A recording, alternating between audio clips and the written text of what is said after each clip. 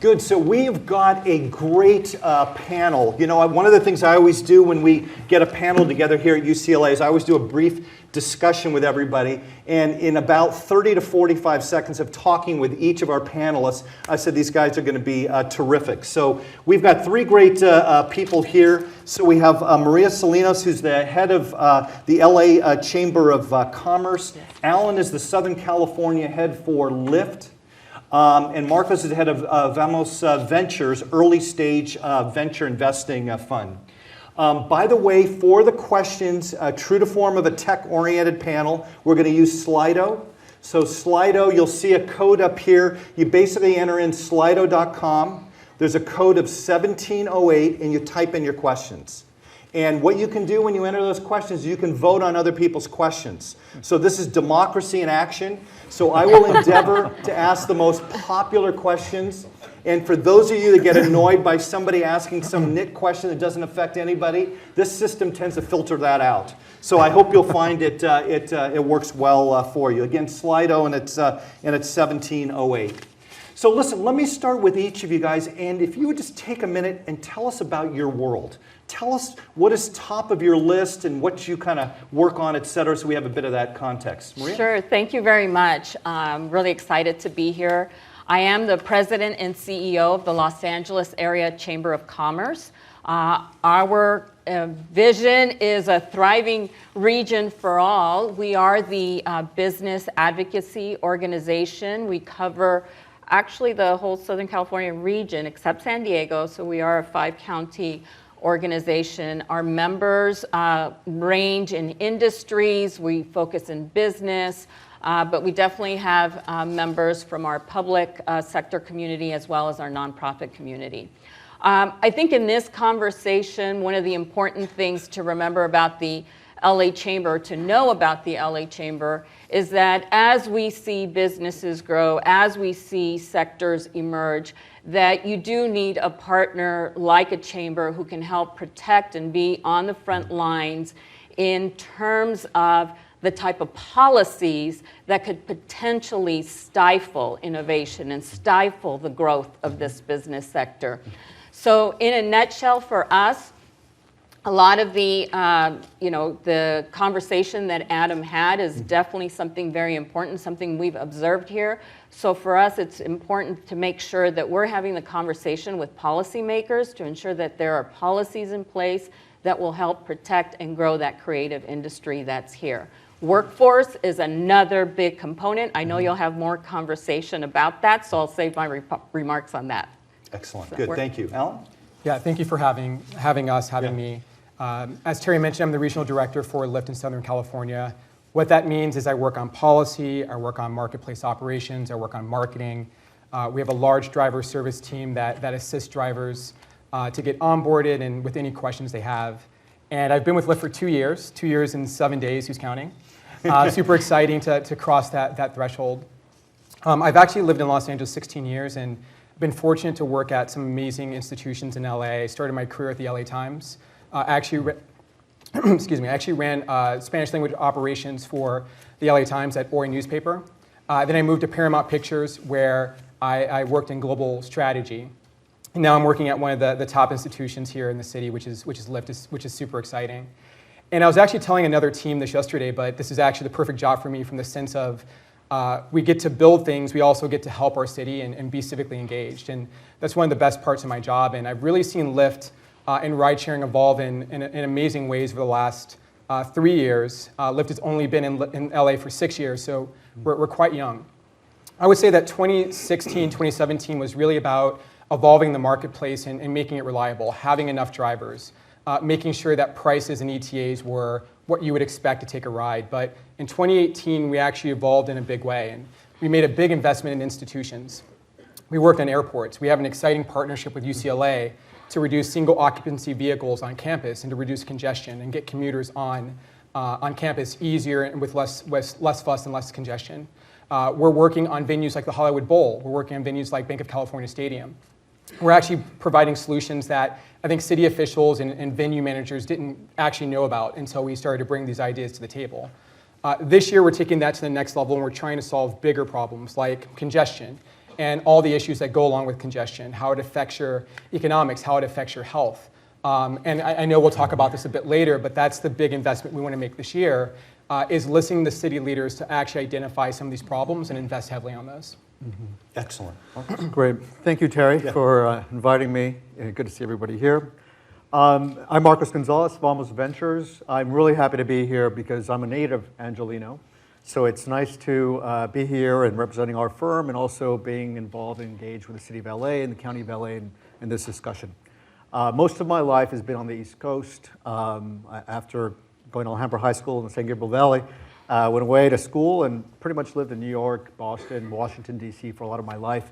Also Latin America, doing a lot of investing and working for the Boston Consulting Group.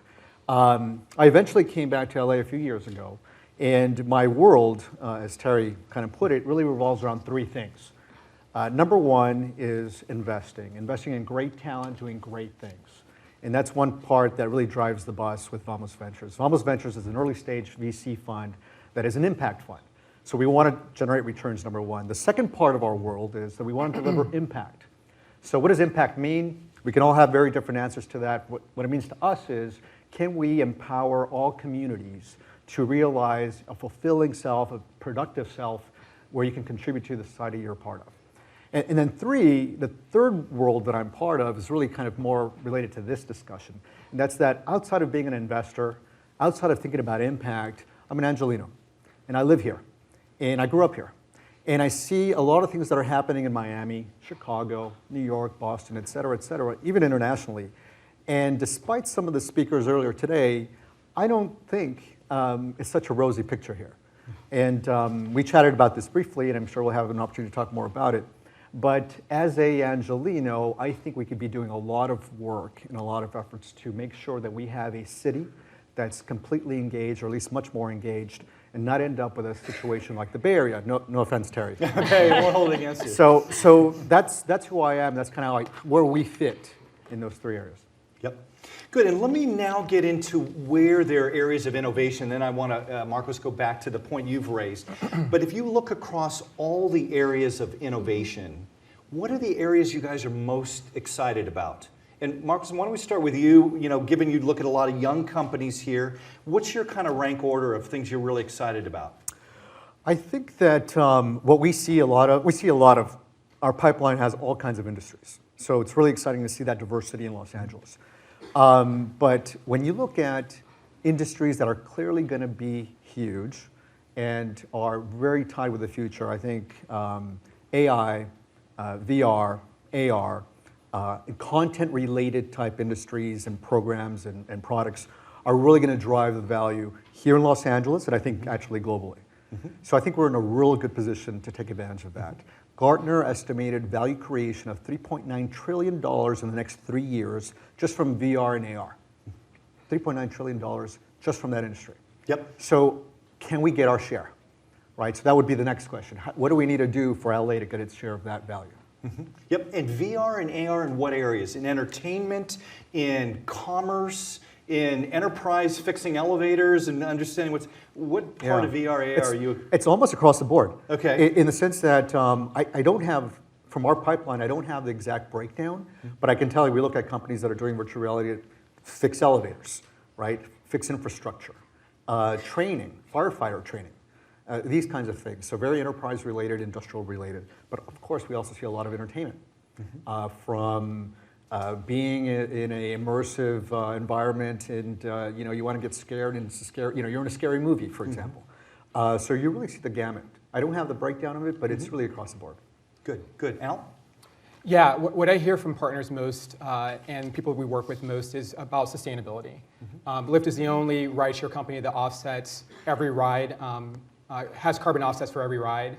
We also have a mode in Seattle called Green Mode, where you can actually select a hybrid or EV if you want to take a ride in that kind of vehicle. And if you look around campus, you can see scooters, obviously. Scooters are great for short rides. Why use a car for a ride that is a short distance, where you can have a more efficient, sustainable way to get there? And so I'm really excited about those investments that we're making. We're also expanding our rental fleet for drivers. So for drivers who don't want to drive their own cars, they can rent cars from our partners, but now they can also rent hybrids or EVs, which is really important because it puts a lot of money back in their pocket that they would be spending on gas. One thing that you'll see from Lyft in the next year is we're actually launching new driver stores that we're calling driver centers. So imagine an Apple store that's dedicated to drivers. They can not only get support or get their questions answered, they can get their cars repaired. They can actually get collision repairs. And then these stores will also be built for charging eventually.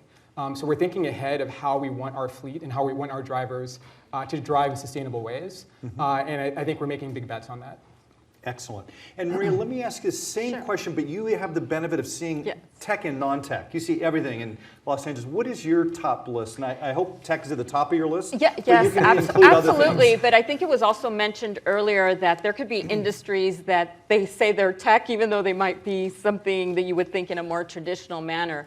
But let me mention something that I did last year. I got to go with Mayor Garcetti on his trade mission to Asia. And when we were in Tokyo and when we were in Seoul, one of the things that we observed was the smart cities technologies.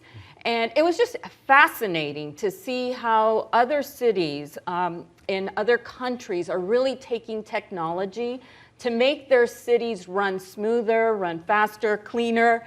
Just so much technology that we even got to see how the buses move through the city, and they can automatically predict when there's going to be congestion, and so that maybe they'll synchronize the lighting. If there's a car that is in the way, they will automatically get ticketed. I mean, all those kind of things where they're using the data, using the information. Now, will it work here in the United States? Who knows? A lot of privacy things to deal with. But I think when we're looking at, from that lens of how does a city like Los Angeles truly grow and thrive, and, to some of the questions that you have, Marcos, I think that the smart cities technologies are something that we should be paying attention to and that are really important. The other thing that I've seen, I did a visit out in Ontario Airport, and it was really interesting to see how they're looking at the cloud in terms of parts for airplanes. So think about this. If you are on a plane and there's a particular part that they don't have, and instead of going to the warehouse, they're going to 3D print it up. I mean, that type of technology is out, and it's something that the airline industry is looking at. That, to me, was just mind-boggling that, how would I feel being on an airplane knowing that I was flying across country and there was a part that had been printed up, a few minutes before. So I think there's some real exciting things in our innovation space. Makes sense. Let me ask you the next question now, kind of drilling down to Los Angeles even more specifically. So in the morning sessions with Jerry and his team, they looked at cities like San Francisco, Seattle, and they looked at the number of jobs being created, the wealth being created, and they looked pretty good. Los Angeles is kind of at the average of the nation, in essence. What should be the vision for Los Angeles? Is it Los Angeles, is it Seattle and San Francisco, or actually, no, there's a different model here that is attractive. What is your view on what that vision should be? Alan, you want to? Well, I can speak about Lyft's role in that. And I think that's really to make a marketplace that works for all sides. As I mentioned before, we want to make sure that transportation is freely available. There's so many parts of the city that there are transportation deserts. Only 11% of commuters use public transportation, and that's just because of how sparse the city is. And so we want to be reliable and available for Angelinos. On the driver side, we want to make sure that there's fair pay and protections and equitability for drivers as well. Nationwide, we've paid drivers over $14 billion since we started. In Los Angeles last year, it was in the hundreds of millions. And this is a really important value for drivers. This pays rent. This pays for food. Drivers really depend on this piece that they get from the gig economy and companies like Lyft. And so we want to continue making that investment and making sure that that's available for drivers as well. Okay, good. Marcus? I think LA's in a great spot, as I said earlier, and I think that's awesome. And there's a huge growth, even even if we're not number one in terms of job growth, in terms of tech jobs, that's okay, we're doing pretty well. The areas that I think we need to be aware of that I think deserve attention from city leaders and business leaders is when you look at Silicon Beach, it's a very particular demographic. You look at that area, 75% of that population, 72% of that population is white, and about 14% is Hispanic. When you look at the population from downtown south and downtown east, it's completely the opposite. 75% Hispanic, 12% white. When you look at startups in this city, even though we saw a slide earlier that showed startups all over the county, which is true, when you look at the map and you see all startups, you look at 70% of startups are west of the 405. And you just go a couple miles east of the 405 and you get to 85% of startups. So when you look at those two variables, demographics and actual startups, meaning dollars invested, jobs created, you start to get into a level of analysis that you say, okay, what does this mean for us? What's happening? What is this going to look like going forward? And are we doing what we need to do to have a city that we want? So, the obvious things here are we not taking advantage of all the talent that's out there because of distances, because this is a large city and so on? Are we not investing in areas that we need to invest? And the response might be from a pure analytical point of view or investment point of view is we're investing where the dollars say they should go. It's a completely efficient capital market. But from a more policy and leadership position, you should be thinking about, well, that might be a short-term decision. What we really need to be thinking about is how do we encourage folks to invest, start companies, develop entrepreneurs, et cetera, in different parts of the city. On a very aggregate macro level, LA is great. When you start going down from that, it's not so great. Not for everybody, not for most. So we need to think about that. That's kind of the analysis that we look at and what we do. Yeah, Marcos, is it fair to say Los Angeles is a microcosm of the nation? That basically you have an uneven distribution of where innovation's happening and wealth creation, all that. Is that fair to say? Or yeah, actually, I think that's a really interesting point. You have a VC firm right now in Washington, D.C. called Rise of the Rest. And they specifically go to secondary and tertiary cities throughout the country looking for talent. Talent that maybe can't afford to be in San Francisco or Los Angeles or New York City or Boston, but have great ideas, have great corporate partners, et cetera. So I think when you look at the country as a whole, people are starting to wake up to this. We're seeing this amazing growth in certain key areas. The ones I just mentioned, Boston, New York, LA, San Francisco, but maybe not so much in other areas. So you do see government and policy leaders stepping in to do something about it. Miami is a great example. Detroit is another good example. Chicago is a great example as well, which we could get into. Yep.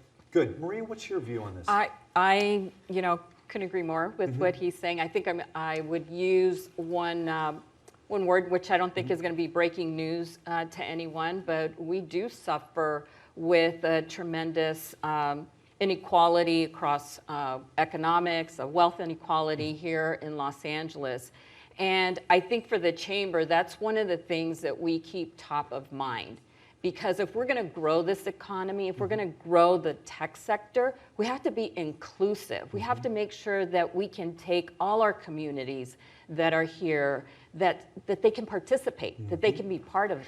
And that means the workforce as well. We have tremendous universities, we have community colleges here that are really putting out great talent, here at UCLA. So how do we make sure that those pipelines of talent can move into this sector, which is growing at a really fast pace, and so that there's participation from folks across the city, not just one aspect of it. And I think if we can do that, we can start moving that needle on that inequality issue that I think does plague our city. Makes sense. Makes sense. So Alan, if you were Mayor Garcetti, in businesses you have to kind of allocate resources and all that, what areas would you invest in? Based on this, you say, listen, we're trying to drive the Los Angeles economy. We're trying to ensure we're sharing and spreading the wealth here. What sectors, what types of innovation, what parts of LA, what would you do? Yeah, just building off the previous comments, one number that stands out for me is that if you look at the average Angelino and how much they spend on rent and basics, is 47% of their income. And if you look across the nation, the average is actually 17%. And I think that's actually a big driver structurally of the inequality that we're speaking about.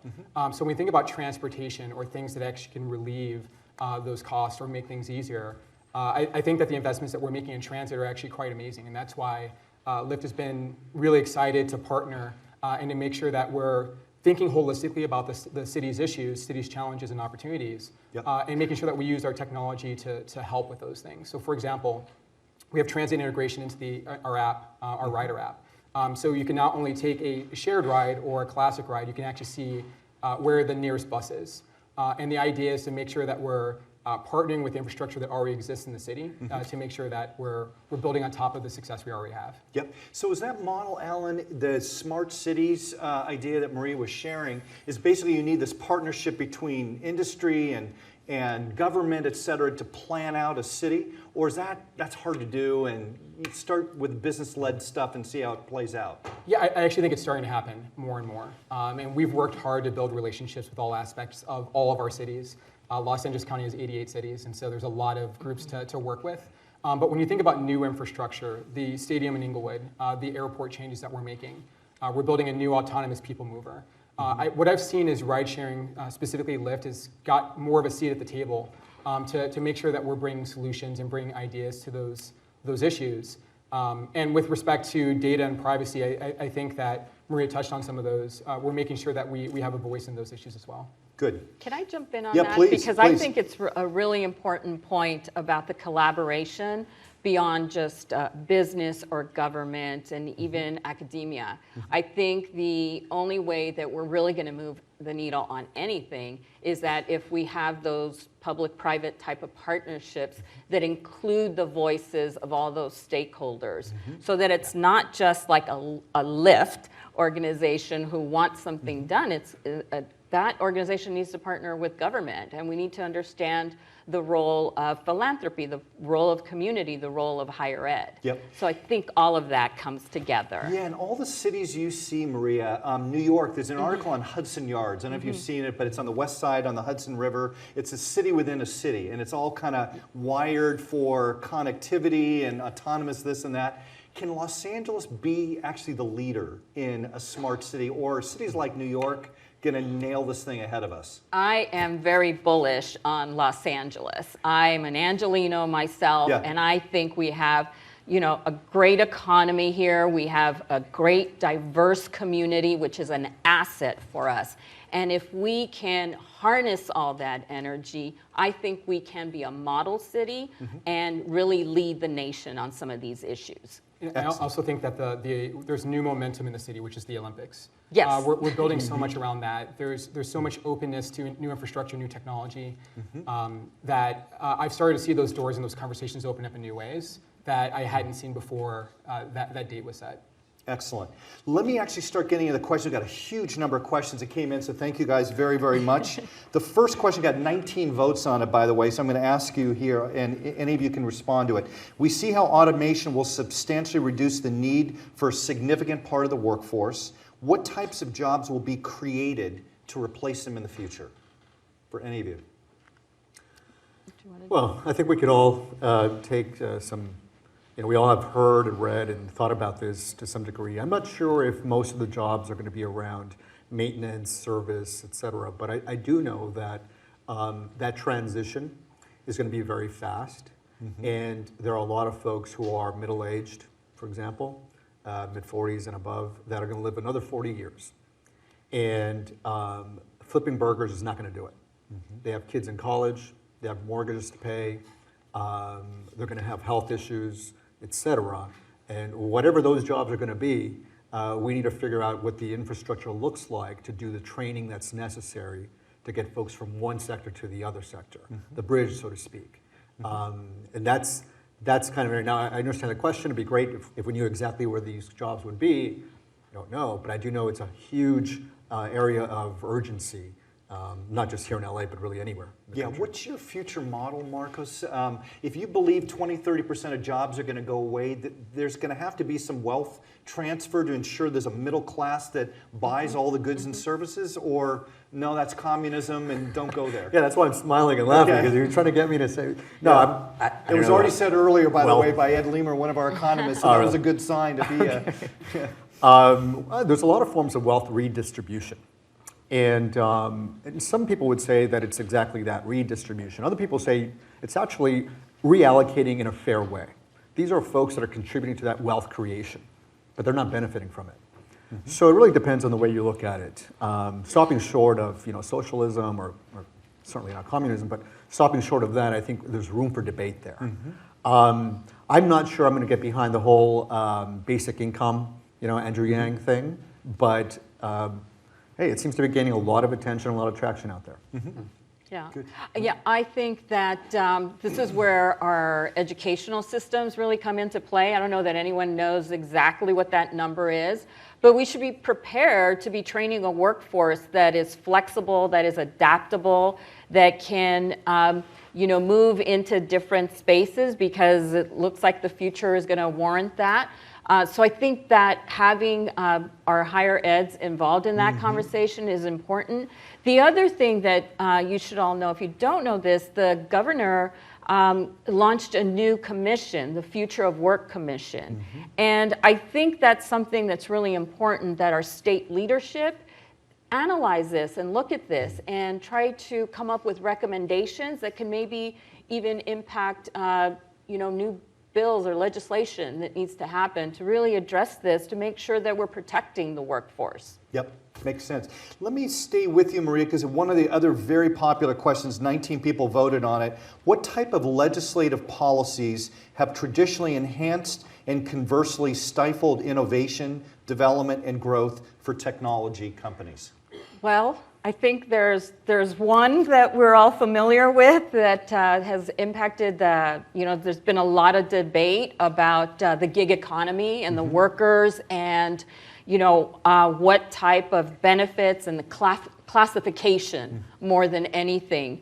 And I think it's really important for the business community to be part of those conversations because classification of workers impacts our businesses that maybe rely on fast and ease of moving around in their services when for example, an independent contractor type role is warranted.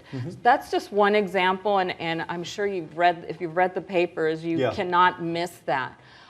What the chamber does, it will typically evaluate bills that are before the legislature and actually analyze, the impact that it has on businesses. We don't want to see things that are stifling growth, stifling innovation, that would impact hiring and the growth of the workforce. You can go on our website, and there is countless of work that the chamber does around policy, both at the state level, the county, as well as the local municipalities. One thing that I think is important to understand, that it's not just about business, it could be about housing. Housing legislation and regulations that really impact expanding our housing here in this region, that would be something that is very important to us, because as businesses, we need to recruit people that can afford to live here and have a place that they can call home. Makes sense. Excellent. Alan, let me ask you, there's a couple questions I think are really for you here, although the others can answer too, although it may be a little comical. How can Lyft get to profitability? And then the second one is, what's going to happen with autonomous vehicles and the impact on employment? Sure. Softball question on profitability. Yeah, okay. I just want to address the previous point that Lyft really cares about worker protections, worker earnings. This is a critical piece for us. The other side of this, obviously, is that 89% of our drivers drive less than 20 hours a week. 80% of our drivers have full-time jobs. And so I think that drivers are speaking to us with respect to the flexibility that they want. And we're optimistic and hopeful that there's a solution there. In terms of profitability, I think there's a lot of different options. And I mentioned the driver centers. The fact that we're providing maintenance, the fact that we're providing these new services expands our growth. There's other markets that we can also expand into. Lyft is primarily a domestic and Canadian company. So as we look forward to our future growth, perhaps we're going to other markets in the long term. And of course, our technology is going to improve. And as our technology improves and our dispatch improves, there's chances for profitability from there too. So as I mentioned, we're a young company. We're only 6 years old. I know it seems longer, but we're definitely maturing in ways that will help us get to profitability.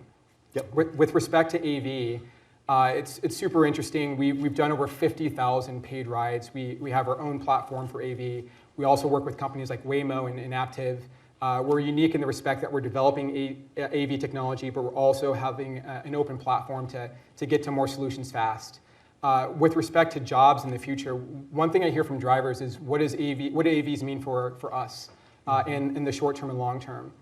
It's actually going to take quite a bit of time to graduate to a full AV fleet. It's actually going to happen in stages where there'll be some AVs and then more, and then there'll be an increasing percentage. But the reality is that there'll be human drivers, there'll be humans in AVs before there's level 5 AVs. One of the things that we think is most interesting is if you get to a fleet of 10,000, 20,000, 100,000, hundreds of thousands of AVs, you need people to maintain those. Even if they're EVs, you need service, you need fueling, you need in-fleeting. And that's a big opportunity where we see job creation actually happening for us in Los Angeles. So I think this is going to take some time, but there'll definitely be an evolution in terms of the jobs that are created to support this new technology over time. Yep. Good. And Marcos, there's several questions I want to ask you here. How do you create a place where everyone can benefit in Los Angeles, even if they're not in tech? How do you deal, if tech is growing here, the impact on housing? You kind of alluded to this kind of broader set of policies needed. What is your view on all that? I think that you asked another question, if you were Mayor Garcetti, kind of would you do it, and what would you do? And I kind of thought about that, and we think about it back in the office, and we think there's two approaches. One's the colonizer, one's the integrator. And you need to choose what you're going to do. And I don't mean this for Mayor Garcetti, I mean this kind of broadly speaking. And you could either be the colonizer, that means you keep colonizing and taking over areas, much like San Francisco. You go to Palo Alto, East Palo Alto, and it's just this removal of people that have never been integrated into the system over the last 40 years. Plenty of time.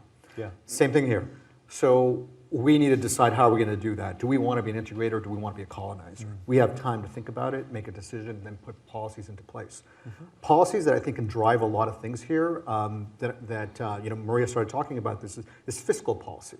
When you put tax benefits or credits or any other kind of benefit to investors that put dollars behind certain kinds of deals or opportunities or geographies, et cetera, you're going to start seeing money move. So opportunity zones, for example. Opportunity zones are geo-specific, and that's great. But they could also be non-geo-specific, but affordable housing related, right? You already have affordable housing related tax credits. So that's great. How do we expand that program to make sure that there are more folks with affordable housing access? Oh, you need increased supply. We have a huge problem in Los Angeles. We have no supply. So I guess I'm starting up here with how do we think about this? Are we an integrator or a colonizer? And then I'm starting to come down like what are the big levers? Big levers are fiscal policy, in my view, directing asset owners. City of LA, for all of you who probably know or maybe don't know, City of LA has various pension funds.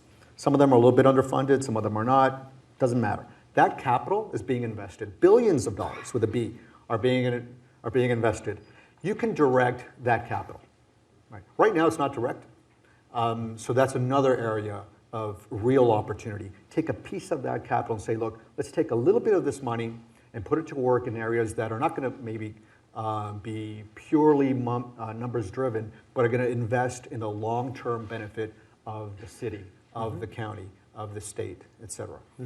So those are, maybe I answered kind of in a many different ways here, but I wanted to get It's very helpful. And so this gets into this broader issue. Obviously, we're at a business school here, and the whole issue is what are the role of leaders, business leaders, amidst all these things? Obviously, there's innovation questions, but there's broad societal questions and income issues, et cetera. What is the role of business leaders? If you advise MBAs here, what do you think their job is? That's a great. You want to start, Mark? So Jimmy Dimon, right? Recently, Andrew Young talks about it. Jimmy Dimon all the time now. But the whole business roundtable a couple of weeks ago, they came out top 100 and something business leaders saying shareholder value and the creation of shareholder value is no longer the number one priority. So a couple of us here, in fact, I think all three of us went to Harvard Business School. Back in the 90s, that was what you thought about and what you were taught. It's all about shareholder value. Everything you do is about shareholder value. But I was just back on campus. That's not what people are talking about anymore. People are talking now about how do you invest in a community that's sustainable? How do you invest in an environment, in a country, state, city, county that's going to be engaged civically? How do you ensure that you have a healthy democracy? These are the topics people are talking about. So I think it's a great sign that people are starting to get away from that. So as business leaders, my advice to you is that a business manager thinks about the bottom line. A business leader thinks about the community, where they're engaged, who your people are, what communities you live in, and how you sustain a vibrant democracy. That's a business leader in my view. You know, if it gives you any consolation, I want to get to both of you. If you look at 80 to 90% of the questions that have come in here, they're at the intersection of tech and society. They're not, you know, tell me about AR and tell me the core technology on autonomous vehicles and the pricing models and all that. It's about tech and society. So it is a leading indicator that people are concerned and aware, which I think is good. Absolutely. Alan, your view on this? Yeah, I just wanted to build. I think one of the things I've learned the most over the last several years is that listening, and you touched on this, for business leaders to actually listen to a variety of different leaders to get different inputs is actually critical. I think over the evolution of Lyft, we've been civically minded for some time. What we've done in the past is made our own decisions based on our own relationships of where we wanted to invest. This year, we've taken a step back and said, like, well, let's talk to city experts who are from a variety of domains. And we actually formed a council in Los Angeles. We have tech leaders, we have restaurant owners, we have educators, we have students, we have entertainers. And we basically asked them, well, if based on the set of problems, homelessness, congestion, traffic, what organizations should we support? Where should we apply ride credits to help these organizations with transportation issues? And we learned a lot. And I think that we've changed our worldview in a lot of ways to make sure that we're good citizens and we're actually solving problems that more than just Lyft recognizes and focuses in on. So I think taking a step back and actually listening to what your city's telling you and making decisions based on that has been a big evolution for us. Excellent. Maria? Yeah, I think business leadership is being redefined. I think we're in a new moment in time where when those two come together in terms of, you know, the purpose of business, and, you know, I grew up in the business field knowing that it was all about shareholder value. And this letter that was issued a couple of weeks ago by the Business Roundtable, where we had over 100 CEOs that signed on to that, said things like, you know, employees are important, our suppliers are important, our community is important. It's all embedded into that.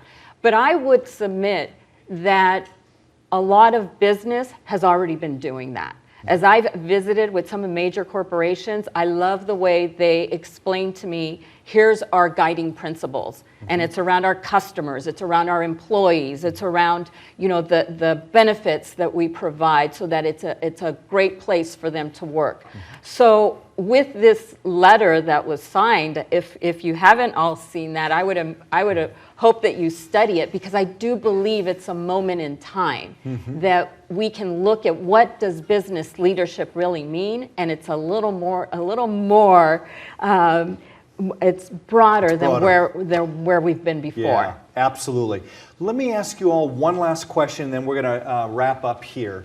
If you were to look forward 5, 10, 15 years from now and say, what is the ideal outcome for Los Angeles? Give us what that picture is. What would it look like economically? What would it look like in terms of society, in terms of housing and transportation? Give us what your crystal ball would be. Marcos, you want to start? Maybe not a crystal ball, but a kind of wish. Okay. Kind of wish list would be that, without getting into particulars, I think we would all want and strive for a community, broad city, county community where talent is not underutilized, talent is fully realized. If you want to be an entrepreneur and you have the talent, you have access to development, you have access to mentorship, you have access to capital if you have a reasonable and compelling business opportunity. I think that's important and I think it's human capital first. Can we provide the support necessary for anyone in our city who has an idea and has a drive to really rise to the top? The capital will come, infrastructure is there, et cetera, but really it's about, can we do that for any kid anywhere that lives in whatever zip code in the county of LA? Excellent. Alan? Yeah, just to build on that, I think that the opportunity is a key piece in terms of how we think about our workforce. Specifically for technology companies, making sure your workforce looks like your customers and can relate with your customers. I think that's a fundamental idea that I think about in hiring. Again, Lyft is 6 years old, so 15 years, that's 3x almost. Right. So it's like me being 120. Will I be wiser when I'm 120 years old, hopefully? Yeah. And so I think that we touched on a lot of those same issues before. Collaboration, solving actual problems, working on traffic, working on some of the things that we experience and talk about every day with our critical partners. One of our views for our app is that our app should actually be agnostic for the solutions that we have. It doesn't have to be a car. It doesn't have to be a scooter. It could be part of city infrastructure in ways that we're not thinking about today. And so it's really about solving a problem. What's the fastest or cheapest or most sustainable way to get from point A to point B? And then making sure that transportation is more fluid for all Angelinos. And so that's going to require a lot of partnership, a lot of discussion, a lot of trust, a lot of working on problems like privacy and data sharing and safety. But we're definitely making steps to get there. Excellent. Marie? Yeah, I've been at the Chamber for a little over a year, so I think a lot about what is success going to look like in a couple of years from now. And I think there's one thing that stands out in my mind, and that's this whole thinking around inclusion. Can we grow our economy in an inclusive manner where we take advantage of the talent that is here, that we take advantage of the small businesses that are here, and that we make sure they can participate in our economy as it grows. And I think with that inclusion lens, that would be success to me, if we had participation from a broad base that lives here in Los Angeles. Yeah, excellent. Great to hear. So let me just, in closing, say a big thank you to the audience. First of all, I want to thank you for your questions. I always find it really encouraging to see the types of things that are on people's minds. Let me thank Maria, Alan, and Marcos for this intersection and understanding about technology, innovation, and society. We often tend to get siloed. You looked across all of them, which is a more difficult task and important one. So a huge thank you. Big round of applause for you guys. And Great. Thank you.